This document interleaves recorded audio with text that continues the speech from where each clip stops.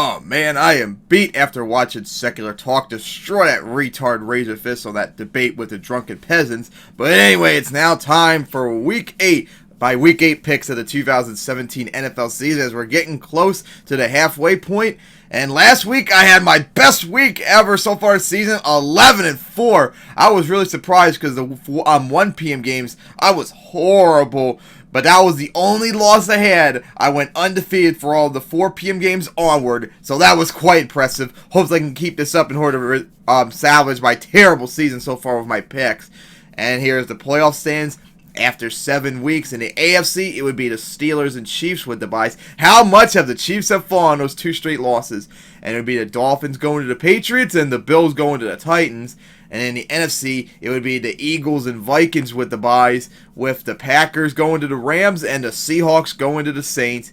And now my pick, oh geez, actually I probably would say maybe the Eagles beating the Steelers in our all Pennsylvania Super Bowl we would finally get, but who knows? Although the Eagles did destroy the Steelers last year, maybe the Steelers cannot screw up finally this time around and actually get it. We'll have to wait and see on that, as we still got 9 more weeks to go before we can think about Super Bowl. So we get things started with the Thursday night game tonight, as it's the Dolphins going to the Ravens for the 2nd year in a row, and this is the 5th year in a row that they've played each other.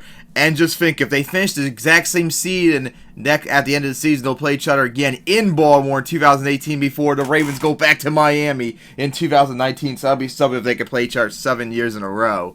But anyways, now the Dolphins have won 3 in a row with the 6th best defense, although that offense is really terrible still. And of course, good news for the Dolphins, Jay Cutler's not playing, as Matt Moore's going to be starting, which, by the way, you should have had him be the starter from the very beginning, as he was in that system for 6 years. That was stupid as hell, picking up Jay Cutler. And the Ravens, lost that tough, hard-fought battle to the Vikings, although Flacco finally didn't throw a pick for the first time, as this is also the Dolphins trying to beat the Ravens in Baltimore for the first time, like I said, since 1997, back when the Ravens were playing in Memorial Stadium. Marino was still the QB. I was only 3 when that happened. And of course, we saw last year the Ravens destroyed the Dolphins. It was like 34-7 or something like that. It was really ridiculous and such. And of course, this is going to probably be like a defensive battle because neither offense can't get anything going. Although Matt Moore, I definitely trust a lot more than Jay Cutler, he still probably can't get that offense going pretty much. This is going to be just a defensive struggle.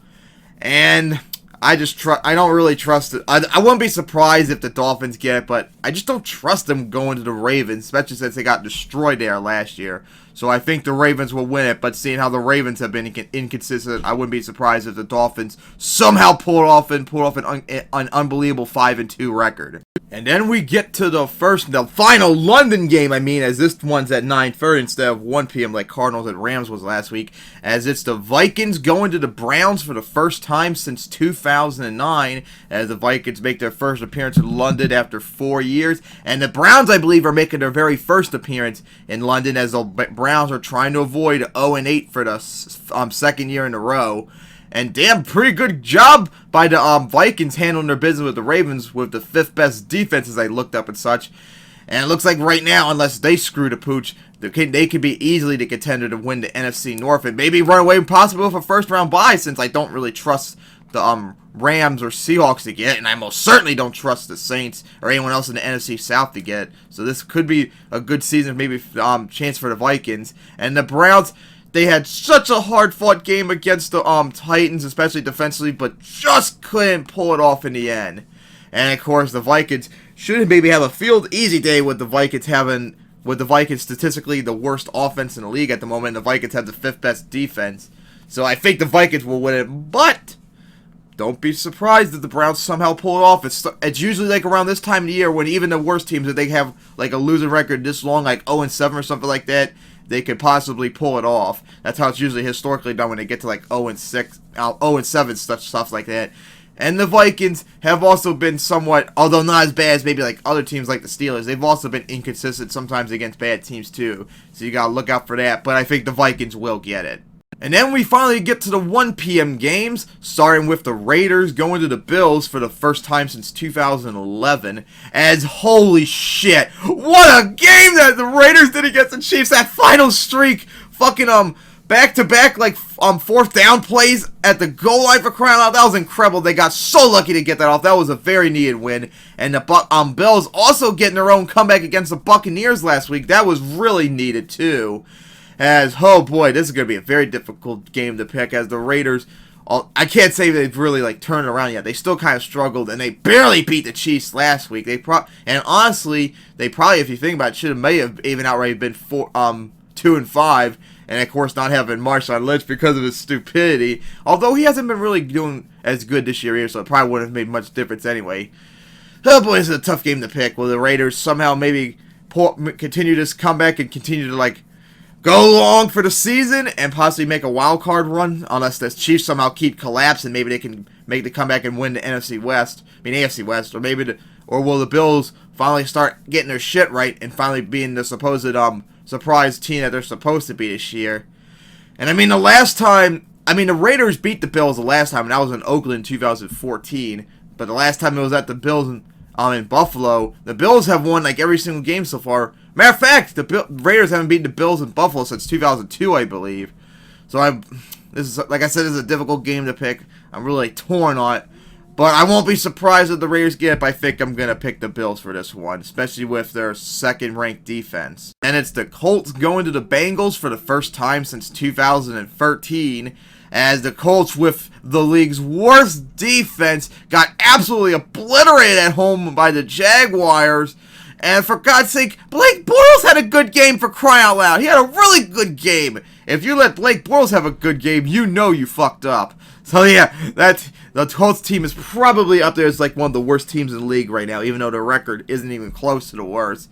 And the Bengals, they were doing so good against the Steelers in the first half, and then the second half happened where they absolutely shat the bed like the Bengals always do. And of course, they are also statistically one of the worst teams in the league right now too. But hey, they're at home. I know they're talent-wise are way better than the Colts. Of course, they still have no Andrew Luck, and who knows when he's going to come back. So I think the Bengals are going to easily get this victory. And then it's the Chargers going to the Patriots for the first time since 2011. And holy shit, how much has changed after week 4. Remember, the Chargers were 0-4. Now they've won 3 in a row, which is like their longest win streak since 2014, for crying out loud. And they looked a lot more competitive, pretty much, although I still have a lot of concerns about them. And the Patriots, like I keep telling everyone, like on Twitter and stuff, relax, the Patriots will still win the AFC East and such. And right now, they're doing so, and they're in a tiebreaker with the Steelers and Chiefs for first round bye. So if they win and somehow one of them loses, now they're back in first round bye contention. And of course, if they win and both the Steelers and Chiefs lose, then they have home field advantage. So you need to calm down, especially since that defense did a lot better this week. And of course, with that, I think the Patriots are going to win. I don't really trust the Chargers at all to get this one, especially since, when was the last time the Chargers beat the Patriots in Foxborough? 2005, I believe. And then it's the Bears going to the Saints for the first time since 2011, I believe.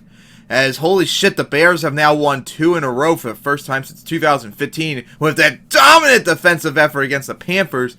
That Bears defense is pretty good, but it seems to only be the case in Soldier Field, which is not the good case at all, as they got to go to the Saints, who have now unbelievably won 4 in a row, which is, I believe, the first time the Saints have done that since 2013, for crying out loud. So, wow, I can't believe that the Saints not only are doing this good and leading the NFC South in the moment. This is really unexpected, since everyone, I don't think I picked. Oh yeah, I think I did pick them as the worst team in the NFC South, but I didn't think they were going to be that far off. I remember, like, Jeff over at Schleg Day thought they were going to be 5-11 or 6-10, for crying out loud. But now they're in the driver's seat of the NFC South. Panthers are struggling, Buccaneers are struggling, Falcons are struggling. They could easily probably win this division if they keep this up. And I think they are going to do that right now, as I think they will beat the Bears. And then it's the Falcons going to the Jets for the first time since 2009, as the Super Bowl hangover is deeply affected the Falcons now. They've lost 3 in a row, and it wasn't pretty.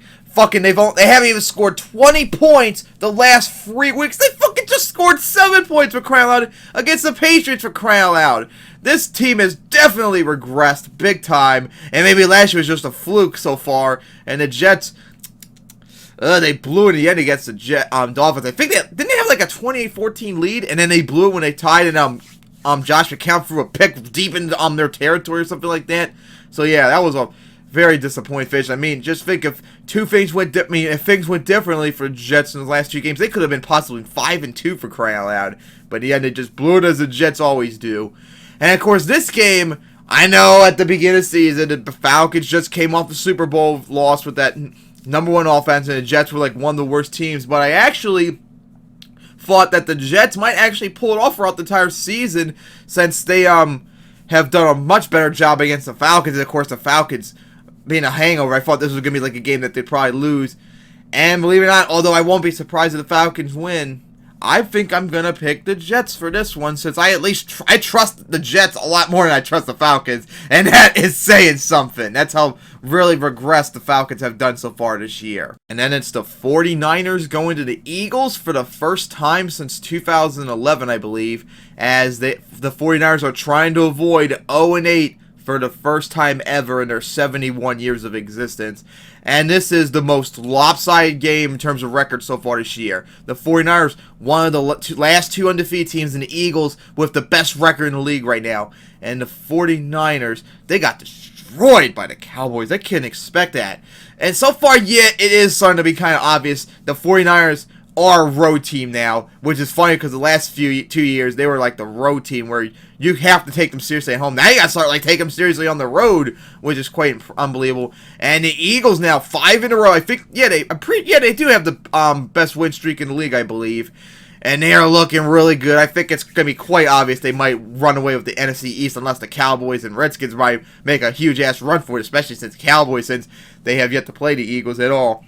So I definitely think the Eagles are going to get this one. But like I said, the 49ers are a road team. You can't underestimate them, especially since I don't think the Eagles have beaten the 49ers since 2010. And I know the last time they played Philadelphia in 2011, the Eagles lost that one. They blew it when they had like a 24-10 lead, and they blew it in the end. And of course, like I said earlier, this is the time of year where usually like an 0-17 would probably get their first win. So, although I think the Eagles will win, you can't underestimate the 49ers. And then it's the Panthers going to the Buccaneers, as the Panthers have now lost 2 in a row, especially that terrible performance against the Bears last week. And the Buccaneers have now lost 3 in a row. And if you think about it, all 3 of them were within a touchdown strike, although they got blown out, of course, remember, by the Cardinals in that week. And then Ryan Fitzpatrick had to just lead a huge comeback to make it look like was like really close. So, oh boy, the Panthers, they're playing, in my eyes, around the same strength I thought they were going to do, but the Buccaneers have definitely regressed it all. But I definitely trust the Buccaneers a lot more than I trust the Panthers, pretty much. And of course, they're at home, and they've beaten, they swept the Panthers last year, I believe. And the Panthers, the last time they Panthers won there was 2015, so it's been pretty recent that they won there. But I think the Buccaneers will get this one, but I won't be surprised if the Panthers somehow get it. And then we get to only 2 games for 4 p.m. That's really funny, as it's a pretty important game right here for the AFC West to get things, both divisions to get things started, as it's the Texans going to the Seahawks for the first time since 2005, with pretty much like the leads of the AFC South and the NFC West on the line, because if the Seahawks win, they'll take over the #1 spot over the Rams, and if the Texans win, they won't have the tie. I think the Titans still will have the lead over the Texans and Jaguars, but the Texans will be right there in the mix with the Titans and Jaguars for the AFC South lead. As the Texans off their bye week, they've been back and forth, just like the Jaguars this year were like back and forth. The Texans have been back and forth, the opposite end of losing and winning, pretty much, with a really good, I can't say really good offense, but Deshaun Watson's been doing really good. And the Seahawks, they've looked a lot better in this 3-game winning streak, especially on offense. At least Russell Wilson hasn't been making anywhere close to the mistakes as he once was. So I think this is probably going to actually be pretty close, and I won't be surprised if either win it, but I think the Seahawks will still get it in the end, thanks to that LOB and 12th man. And then it's the Cowboys going to the Redskins with the second spot in the NFC East on the line, and Zeke, I believe, is going to be playing this week since his suspension keeps getting upheld and stuff like that. Now, and of course, these two, like last year, were evenly matched pretty much when they play. You got your chart right down to the wire for both of them, so this should be great and such. And the Cowboys, they destroyed the 49ers. They needed that win, especially a win that big in order to hopefully maybe like increase morale for them to hopefully get a run at it. And the Redskins, they had a hard-fought battle against the Eagles at the very beginning. It looked like I thought maybe the Redskins could have pulled it off, but they couldn't in the end. So this could actually go either way. But I think, although the Cowboys did sweep them last year, and they definitely looked a lot better last week than the Redskins, I think the Redskins will get it this time. But I will not be surprised if the Cowboys get it. And then we get to the Sunday night, which, a game that I have no idea why they picked this, as it's the Steelers going to the Lions for the first time since 2009. And wow, talk about a difference 2 weeks made. For God's sake, we thought that I didn't think they were done for, but God, the Steelers looked so terrible against the Jaguars like 3 weeks ago now, I believe. And now they've beaten the Chiefs and they've beaten the Bengals. Now they have the #1 seed in the AFC side for right now, for crying out loud. And the Lions, they lost 2 in a row. At least they got their bye week now, maybe to like regroup and not think about the last 2 losses. But they gotta get their shit right if they want to have any shot to win the NFC North or even make a wild card spot, because the Vikings are putting themselves in perfect contention to maybe run away with the NFC North. And, of course, the Lions are blowing every opportunity they have to maybe challenge everyone on this other teams to get the wild card spot in the NFC. So they got to win this one, but I don't think it's going to happen. I think the Steelers are going to easily get this one. And then we get to my B-Day special Monday night, as it's the Broncos going to the Chiefs. Why couldn't it be Redskins at Eagles this week? Why couldn't they just flip it around? But anyways, this is funny because this is the, I believe the 4th year in a row the Broncos gone to the Chiefs on a primetime game. Remember, Sunday night in 2014, Thursday night in 2015, Sunday night again last year, now Monday night this year. As the Broncos offense, oh my God, the Broncos have completely collapsed. Remember when they had that 3-1 start, and it looked like they were going to easily get a wild card spot this time around, but no, they shat the bed against the Giants, and then they got blown out by the Chargers. That was definitely terrible. Even that defense, which is still good, can't help them out of these terrible performances. They really got to get that offense fixed in upcoming draft and free agency next year to have any serious contention. And the Chiefs, they've now lost 2 in a row. They blew that huge start they had, although I still think they're probably the best team in the AFC at the moment. I mean, they lost the Steelers in a close one. They lost the Raiders in a close one. And, of course, if the Raiders want to be serious and be in contention for a Super Bowl, they have to win this one. And I think they will get this one. I don't think it's going to be close. So those are my picks for Week 8. I can't wait for Dolphins at Ravens tonight, along with all the rest of the games, as I'm looking forward to Week 9 as we get closer to the halfway mark of the season.